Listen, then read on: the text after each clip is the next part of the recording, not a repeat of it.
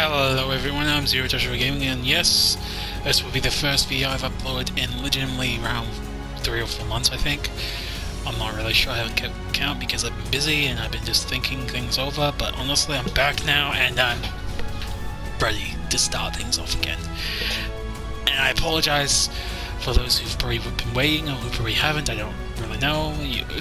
If you're new to this channel, welcome, and for those who know me, and have been waiting most likely, probably, who knows, I don't know, that's the thing, welcome. I was gonna say back, but that makes no sense, does it? No, it doesn't. Yeah, I know, you the ones who are new, you're gonna get used to my weirdness, but it's fine, we're in this together. Anyway, sorry for rattling on, I will just continue on with what I'm doing here, which is I'm playing Dynasty Warriors 9 Empires. Now, if you're not familiar with the franchise, how it works is you're in the Chinese, if I remember, I think it's the Chinese Dynasty? Yeah, it's the Chinese Dynasty, if I remember correctly. So basically how Empires works is that you, actually it'd probably be better to show you, rather than, as you can see I have some other saved files, but those are from my other days. But basically how it works is you get scenarios, like actual historical, correct scenarios, hopefully correct, hopefully historical. I'm not really sure. I'm not Chinese, or I don't really, I don't know. I think it's Chinese, I might be wrong, I don't mean offense of any sort, just saying. Anyway, you can play different scenarios based on historical events, in which case you play as a officer, which is basically like a historical character, like famous character, like someone who's well known and who's just like, how do I explain it? Like, think of a historical character like someone like,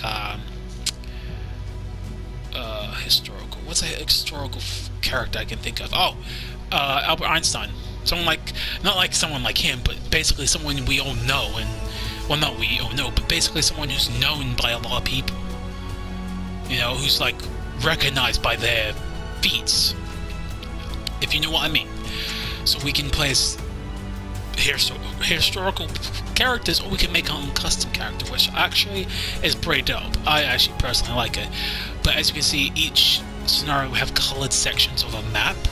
What that represents is the different factions in the map. So in other words, like different factions trying to take control of the entire map so that they can become the one true ruler.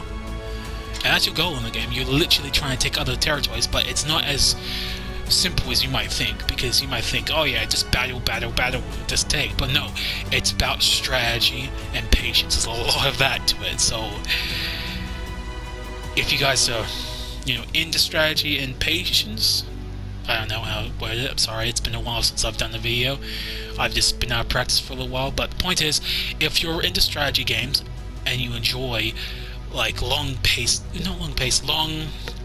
term games like this, then this is definitely your game. If you don't like games where you just like fight a battle, that's it, and you're just done, you've done the mission and shit, and that's it, then this game's definitely your fit, because it takes a long time just to complete this map. Like, I'm not kidding, it could take you a day, but for the videos, it's going to take a little longer for you guys. But there is one scenario here that's different from the rest, as you'll clearly see when I passed it. This one has blacked out areas. What that means is that it's a custom scenario, as in it's not a historical one, it's custom. So in other words, you can literally just have anyone in it, you can have any faction, any place, a lot of things can happen, and that's the type of scenario I like, custom. And here we can choose the difficulties. We do not chaos, we'll go with normal. Officer death basically means if our officers can die, or officers of a different faction can die, I'll take it off because I don't want to watch my officers die. That'd be really sad for me because I get attached easily. Sorry if I'm talking too fast, I'm just really excited to play this game. I mean, I like this game and I love playing this game. I know I talk too much. I need to quiet. Oh no, not quiet down, slow down. But these are the characters I'm talking about that historically, no. They're uniquely, how should I say, customized. Well, customized is a word I should use, more like uniquely designed, yes, that's it. Uniquely designed, so you'll notice that they all have their own different designs, different looks, everything about them, different weapons. But it's all about, how should I say, historical value, basically. So these characters may not look very cool to some of you, but they do have historical value to them. Like, they've done something in the long past ago, like, as in the past, they've done something that is considered a feat or achievement that should be recorded, as in maybe one of them completely ruled at one point, or maybe they did something in battle that was recognized and recorded in history to say that, yeah, they were a great general, or they were a great leader, or things like that. These will be the unique custom character, or not custom, unique characters. But this guy, I know his story. Evil tyrant ruler who stole the throne, basically, and was a complete asshole, basically. But yeah, there's a lot of them. And then we go to, let's see, this. You'll find yourself with these types of characters who actually like generic characters. Generic characters means they don't have actual historical value to them as the other characters do, but they are historical. They do have some historical value to them. It's just that they're not as important as these characters. Like, as in, they have no real achievements to say that they deserve recognition. I'm sorry for like talking. I do apologize. I'm just trying to explain to you what the difference. So characters that have no icon next to their name like this will represent a character that has no actual like historical value, not as much as the other ones do. So in other words, they'll just be generic characters that will have generic looks and armor and weapons. I mean, their weapons could be the same as another unique character, but they'll still be generic, like when it comes to looks and voice and everything else. But that's not the important thing. No. This is the important thing. This is my character. Yeah, he's pretty tall. Taller than the screen. But I love him because he's my personal character. I created him. He's awesome. I love him. He's badass. And then this is my son. Yes, my son. Because when you finish the game, and you complete the map, if you married one of the characters in the game, you have a child with them, and this is the child of one of my complete games. Joseph. Yes, he's pretty tall himself, but when you do get a child of your own, you can custom his looks and shit, and this is what I customized him to look like. Pretty sick. And this is one of my officers, my custom officers that I want in the game. Saphira. If some of you know that name. Good on ya. And Shadow. Because I thought I want someone who's kind of stealthy and sort of, got assassin vibes to them. So him.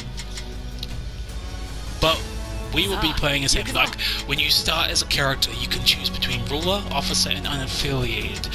Ruler, basically, you're a ruler. You give people orders. You take control. You do whatever you want, basically.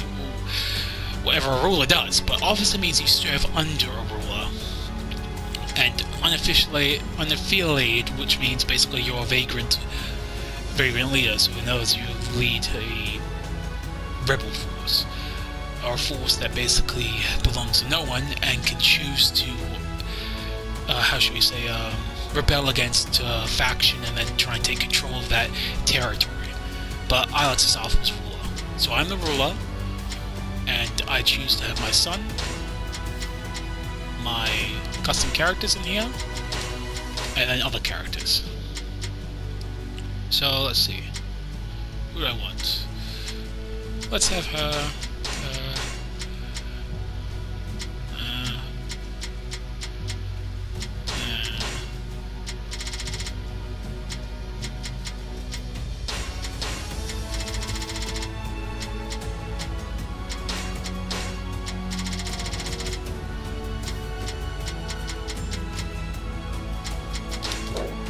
Wait, no!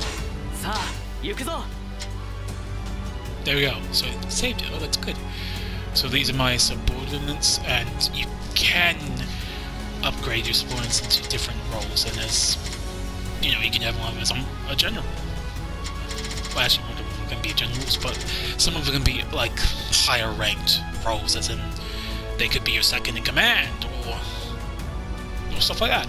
But once you reach a certain point with a character, you can start some unique events with them. Like, for instance, if you don't have a wife and you're like how should I say this? If you've like increased your level of friendship with them to the highest rank, and you have a wife, then they'll start to feel love towards you. I don't know how to put it into words, but basically an event will start where basically they start falling in love with you, or whoever has the most highest friendship with you. Let's just get into it, because I think you guys will get bored with me just yammering on.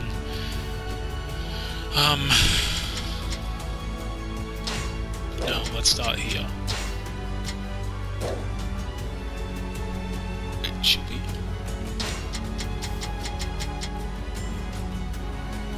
You know what, let's start here.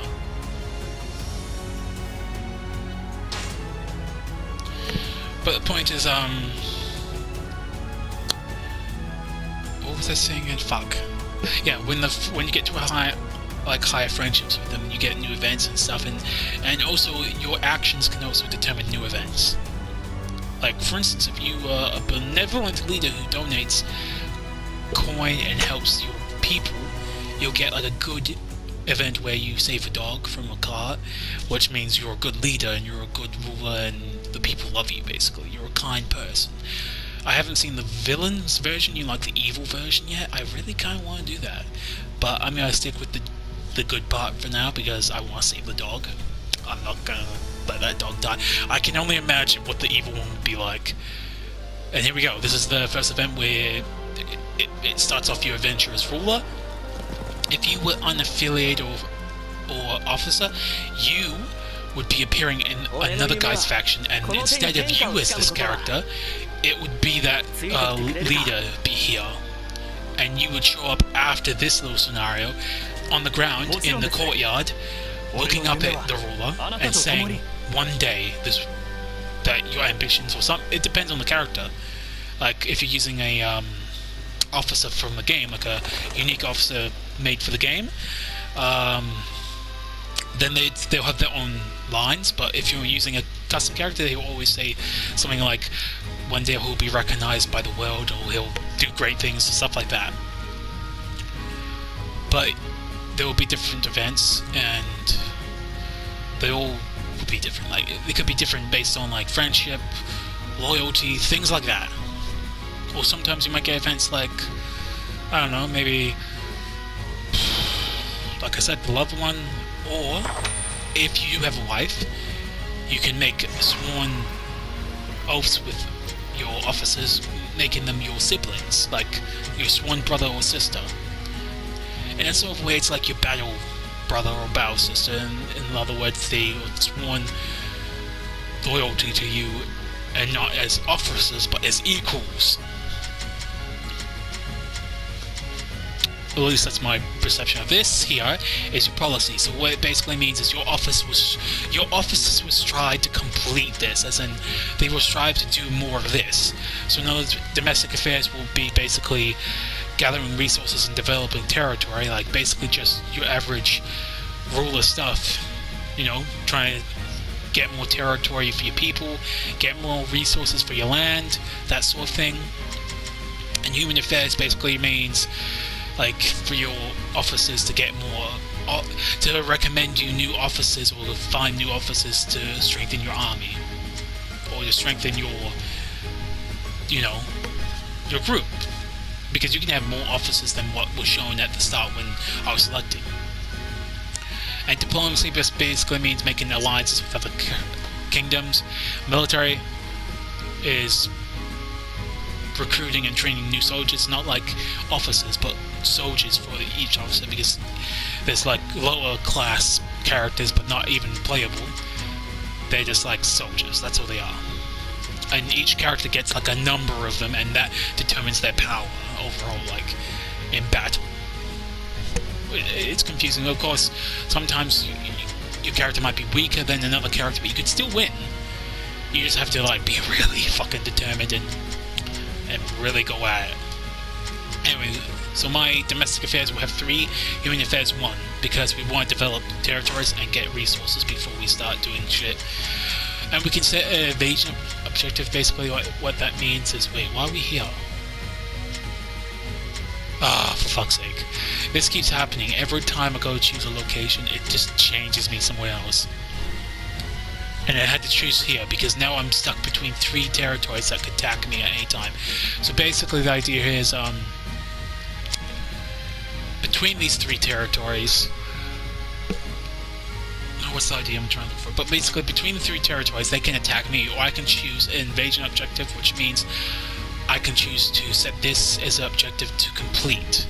So in other words, before the month comes out, or the next monthly meeting, council meeting, I have to invade this in order to get extra points, or to get extra XP, I think, I can't remember, or merit, there it is, merit. The merit I earn from it will be that. And it will show you the strength between your kingdom and theirs, and show the difference. And it will tell you whether or not it's a good match, like if it's even, or if you've got the advantage, or if they have the advantage.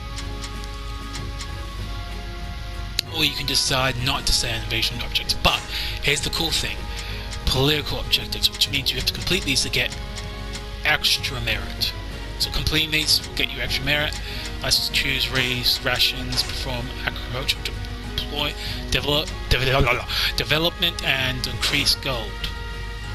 So when you complete this, you're not actually done, because let's see, next, is this gonna happen as I want it to? Nope. Okay, your officers will have this scene happen where they will accept your choices, but sometimes your officers may recommend a different set of objectives that they think is best. So it could be like instead of performing agricultural research, or improving, or not research, development, they could just choose commercial development, or something completely different. And instead of choosing to not invade, they could choose like to invade a certain territory. So sometimes and when that happens, you have to choose between your choices or theirs. But if you choose their choices, it increases your friendship with them, but you have to do their objectives. You don't have to do them, but it's a sort of mandatory, but you don't really have to. But it's recommended you do, because you get more merit for it, and merit can be very helpful. And if you see like actions like these, you can do commands and actions like these, political commands, which basically means you, as a ruler, you can do these sorts of things. Like battle means you can invade or defend a territory. Military means you can recruit new soldiers. Basically recruit new soldiers, and it will strengthen. Basically, okay, so recruitment means you choose a single officer in your entire territory. Not like your entire territory, like all your territories, one territory. One. And once you choose that guy, he gets an additional amount of officers, because after each battle, your officers decrease because of the battle. And recruitment only does it for one officer, and it increases it. So officers are like basically like health in a sort of way. Not health, but they're basically like required in order for you to actually have a better chance of winning a battle. But for this one, conscription, it increases, it does the same thing except for all officers in a specific territory. Training increases merit for an officer. Merit is basically XP, that's why it's important. If it increases your level, making you stronger and making you able to use more stuff, cooler stuff, and it just basically makes you stronger in general. But if you see a head or icon next at the end there, like this one showing, it means that there's a character or an officer that will be helping you. So in other words, the usual merit I'd earn from this is an 840. That's just the increased amount because my character Saphira will be helping me in it. So for instance, if you see 800 here, it could increase because someone's doing it too.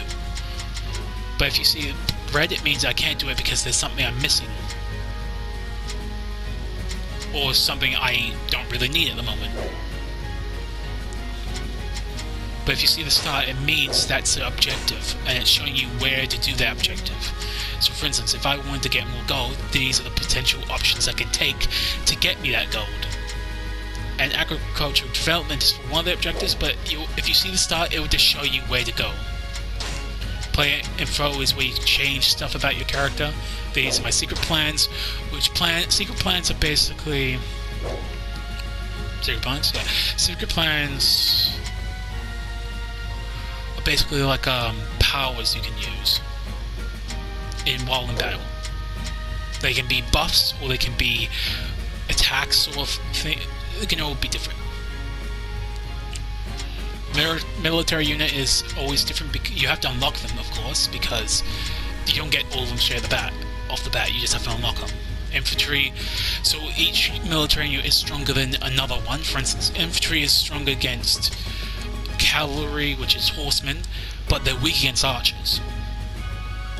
And it increases your damage against weapons.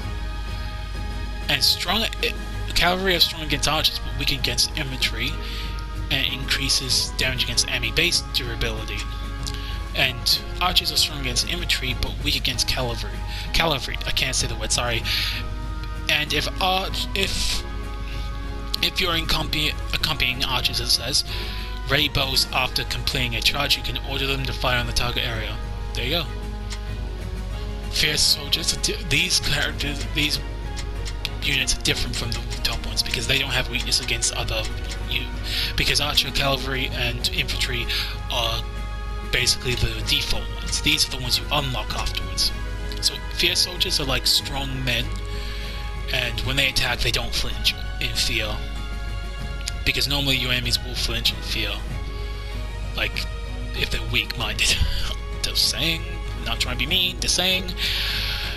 But surrounding soldiers basically just means soldiers who can capture a zone quicker if the enemy officer is defeated, it says here.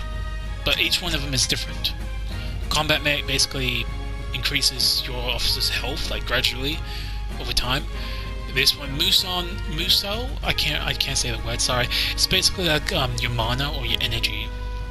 What it does is basically lets you use special attacks. And Secret Plan is basically, I told you before, your special abilities you can use in battle. Not like special attacks, special abilities like power-ups and shit like that.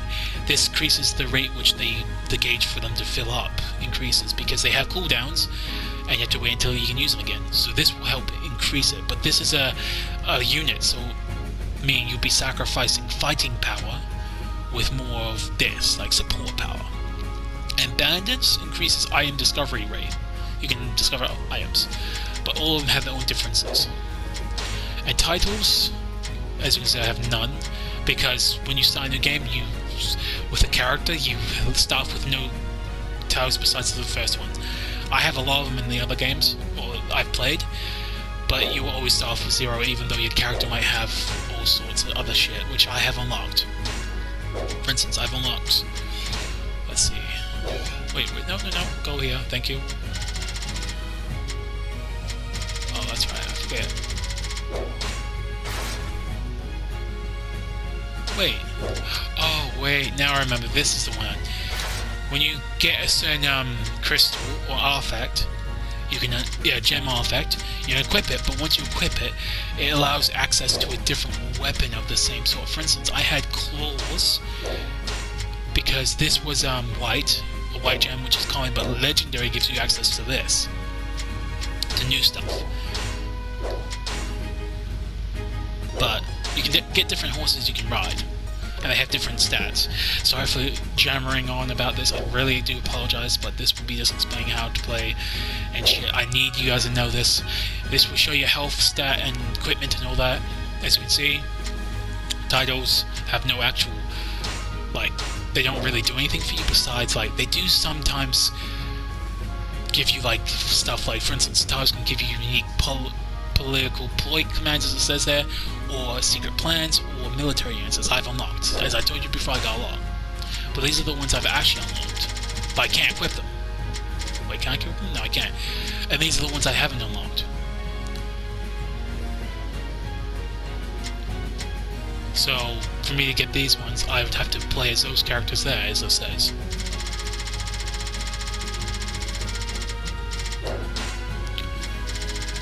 But if it has no name underneath it, it just means that I can use it, as in I can get it. And my bullets, gems, arrows, and this is basically shit I have. But anyway, sorry about that, let's get to the proper reason why we're here. Okay. I increase my rations. way.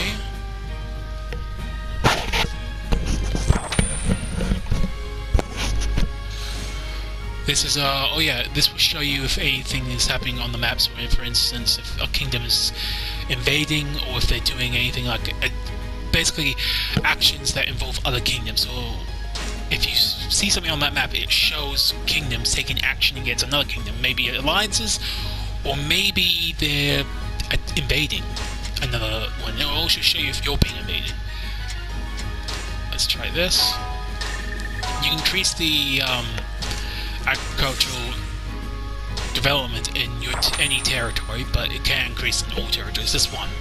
But what it does is basically increase the overall accumulated amount you earn each month. So usually you would earn a certain amount because of your territory, but with that you can earn more each time. As in, your default amount you earn would be around, let's say the limit was 200 at the current moment that you earn each month, but by doing this you get 400 each month now, if you get what I'm saying. And that's rations. This is for the coins, as in money, for gold. This is secure rations, but not like monthly, just one-time use. Same with this, but this one gets gold and rations, and this gets only gold. And these are the evil options, as in you can take golden rations from your peasants in your territory, as in you steal from them. And arrows mean what you gain and what you lose. So by choosing the pillage, you gain gold and rations, but you lose soldiers, you lose happiness within your territory, and you gain like your peasants like anger, and you lose defense. And with the arrows, with more arrows on an arrow, just means the more you gain from it. So you have to be really careful what you choose sometimes, if you're willing to make the risk, that is. So there we go, new tile. See, those are companion levels. Basically mean when I get to a certain level, I'll then become... Oh, events happening. When it does something like that, when you're about to enter, when you come out of your orders and shit, and it does like that, it means you're about to do an event, or like a cutscene. So you have to pay attention. Oh, there's the saving dog scene I told you about.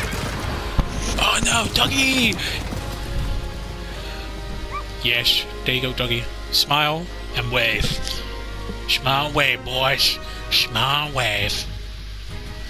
But yeah, when you see that happen, where instead of just going straight into the next part of orders you give for the next month, or the next day, I think, I can't remember, yeah, the next day, it just goes straight into a cutscene. So you have to watch for that. Yeah, my goodness reputation. I have a goodness and an evil reputation, I think. And human affairs, I didn't think I explained it, but basically just what you do with your officers or what other officers. For instance, you can relinquish your own kingdom to a successor, as when you choose an officer to become the new ruler and you become a governor. An officer, basically. Or you can exile an officer from your kingdom, or you can appoint your officers' roles. They are very important. And changing position is only available if you have another territory, which allows you to set an officer who is in control of that territory and protects it in your stead. Because you can only hold one territory for your main character, your ruler. So you have to, trust someone to take care of a territory for you. And Banquet holds a banquet with all your officers, raising their companionship level. It decreases your gold and rations by a lot, but it makes everyone happy, increases your friendship. So yeah, it's a good option if you want to increase your relationships quickly. Because if you don't make your officers happy, they will leave you, like as in they will choose to leave your kingdom and serve someone else. So you have to increase their relationships to make sure that they're less willing to do that. And here on the side you'll see that there's information about each character, but that's not about like specific unique characters like the ones I've been talking about. Those are about the ones that have less value to them, like I've been talking about. And if you look up there on the left top corner, it will say how many months until the next War Council, which is basically that whole meeting where we choose our objectives. And if you don't complete your objectives, you don't get the merits you get from the objective itself. So, there you go. Let's do this.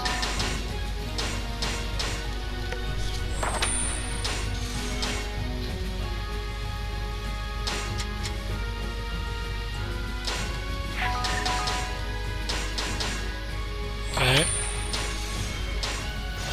Start War Council? I didn't get to 6,000. That was my mistake. That's fine, but I got a total of 1,500.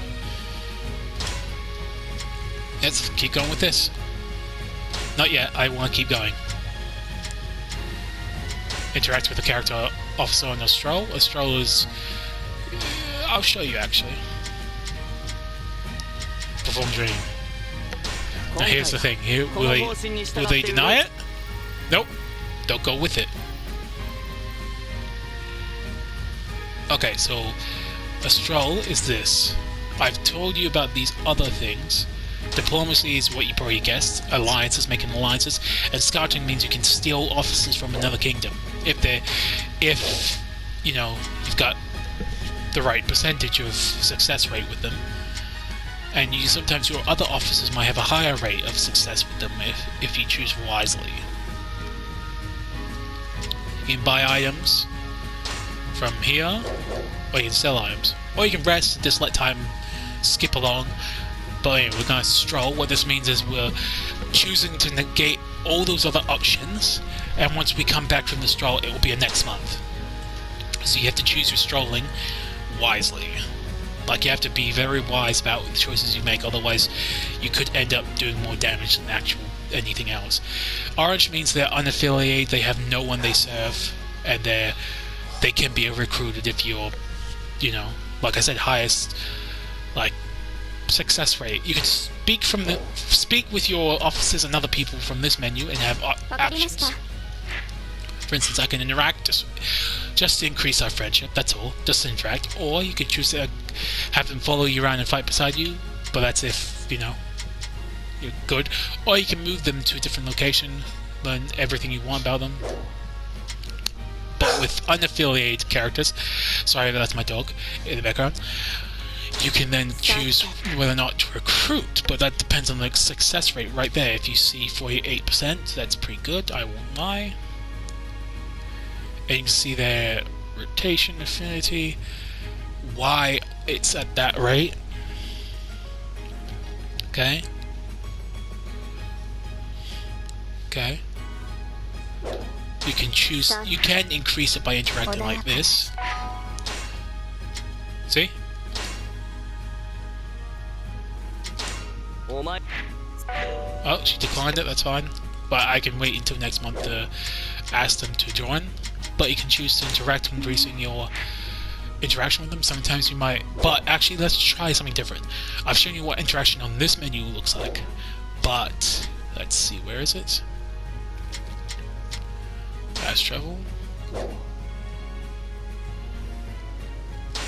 Here we go. So this is what it looks like if you're off the menu, but you can go back to the menu easily. So when you go on the stroll, it automatically takes you to the main menu of the stroll, but you can go off it and choose to move around and talk with your officers and other people. Miss, are you okay?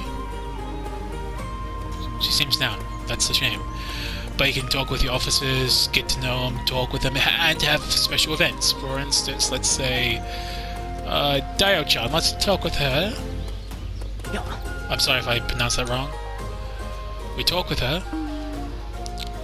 She talks to us, saying something I don't really understand. And then you interact, but instead of just talking, it will show you a cutscene. And it will do the same thing as what it did before, which is just increase your friendship, but it will show a cutscene instead. So, but if you want to see the cutscene, that's your choice. You have to go out of the main menu of the stroll. But if you don't want to see cutscenes, you can simply go back to the main menu and just interact with them there. It will be faster that way, instead of waiting for the whole fucking, you know, talking and shit. And if you notice there on the top right near my name, there's feet with numbers that indicate how many actions you can take while doing a stroll. So for instance, if you want to recruit someone, that's action. If you want to talk to someone, that's action. Just basically actions that interact with other characters. I want to increase my friendship with a lot of them, so let's talk with Sophia because she's one of the customs and I don't want her to leave. There we go. And now that I have no more actions, I have to finish my stroll. And Hideaway is basically your personal base where you can go and just relax and set up furniture and just, you know, do your own thing. But now that's done, now you know everything. I'm sorry it's taken about this long to explain everything, but I'll show you guys get the picture of how this game works. If you want a more detailed, like, what's the word I'm looking for? Explanation on other features on the very main menu of this game, like not the menu I've been looking at on all the sites, but like the main menu of the game, then I will explain those other features, like custom characters and how I make them and shit like that. I'm very basic with my custom characters. I'm not like overly detailed about it all, but I can show you how to do it. I know how to make a really detailed one, but I can show you the features and way you do it. But that'll be in another video. But anyway, I'll be starting up another video in a second because this was just to explain how the game works and to get you kind of like, how should I put it? Like, get you kind of like acquainted with the game. And now that I've done that, it's time to start the next video and to actually get right into the battle and into the serious strategy I hope for. And like always, Zerojoshua Gaming,